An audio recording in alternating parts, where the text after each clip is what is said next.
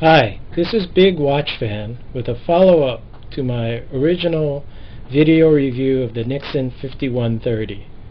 Now, some of you have been wondering where I'm taping these videos from because it looks like, because of the background, I'm in a prison. Well, all I can say to that is I'm videotaping these things from work. So let's get to the important stuff, the watch. Now this is the Nixon, along with my wedding band. Now because the wedding band is 18 karat solid gold, the gold color is a little bit different from the watch, but still it looks okay. Some of you were wondering what the case back looked like, so I'm going to try and take that off and keep this in focus, so wish me luck.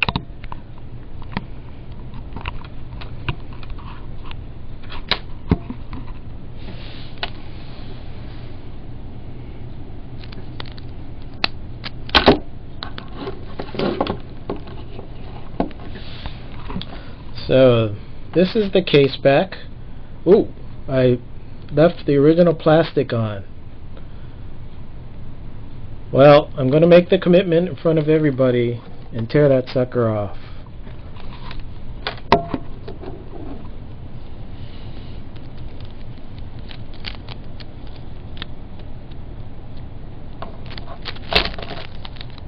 Here it is. Once I do this, there's no going back. Alright. There we go, that's better. Now the watch says Nixon Simplify. The 5130 300 meter stainless steel, Swiss movement, 8K. Now some of you are wondering about the thickness of this watch. Well, it's 15 millimeters thick. Now I doubt that the movement is that thick, that's why the watch has to be that heavy and that thick, but and I'm still, even 3 days later, happy with the case size. It's 51 millimeters and it's a little big, but I still like it. I find I wear it differently though. I don't swing my arms as much anymore because I don't want to gouge some table or chair, something like that. The watch I found keeps pretty good time. One thing about not having a second hand, or a sweep hand I guess they call it, is that you don't know if the watch is working. So the first day I wore it, I checked the time constantly. So I set this watch 3 days ago, and it looks like right now in Hawaii it's about 4:57 and 30 seconds. Yeah? So if we go over to the atomic time clock,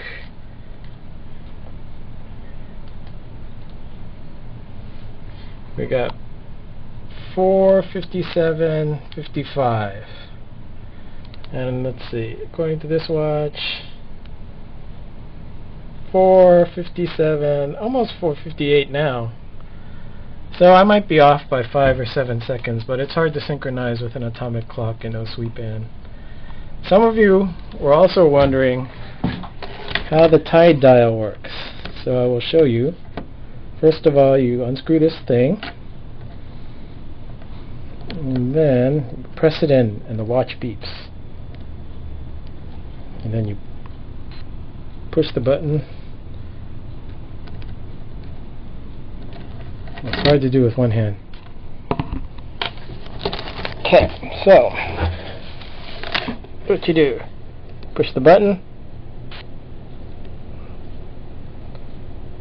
There we go, it moves the needle.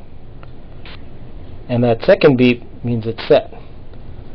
So then you just screw in the crown over here, and you're all set. I find the tide dial to be pretty accurate too. It was off, I would say, by about 15 minutes. And in Hawaii the best tide is in the morning, yeah, the early morning. So it's kind of important that this thing is accurate, but it's not bad. I mean, I think it's pretty accurate for never having had watch with a tide dial on it. The only thing that I had difficulty with this watch is the crown tube, the major crown thing here. When you unscrew it, sometimes it's hard to screw back in. Let me see if I can do it. See? And you pull it out to adjust the time, you push it in, and getting the thing to seat right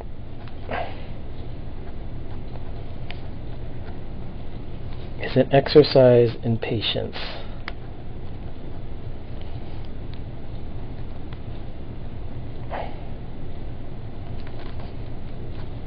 There we go. Perfect. Once everything's down, this watch is good. So, I hope I answered any questions that I may have missed in the last review. Like I said, for kind of a fashion watch, time is pretty good. The tide dial is accurate, and it's a nice big watch. So, anybody to pick up one of these? They come in a multitude of colors and dials.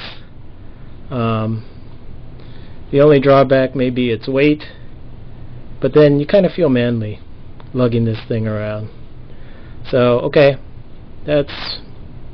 I'm a big watch fan, and that's my final report on the Nixon 5130. Thanks.